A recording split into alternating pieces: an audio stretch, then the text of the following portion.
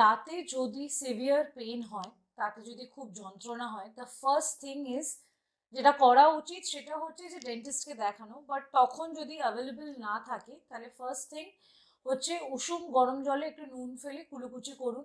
যা ময়লা যদি জমে থেকে যদি ব্যথাটা শুরু হয় তাহলে চেষ্টা করুন যে ময়লাটাকে বার করার, কিন্তু বেশি খোঁচাখুচি করবেন না। কোনোদিনই নুন বা তেল রেখে ওই জিনিসটাকে সারিয়ে দেওয়া যায় না।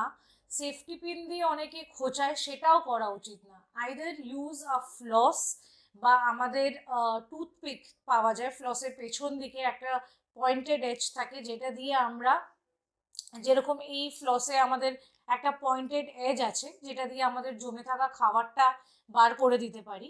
আর যত তাড়াতাড়ি সম্ভব হয় সেটা হচ্ছে আপনাদের ডেন্টিস্টকে দেখানো উচিত।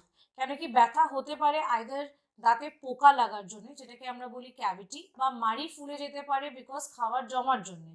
সো ওটা জাস্ট ডেন্টিস্টরাই ওটাকে আইদার রুট কেনাল করে ঠিক করতে পারবে।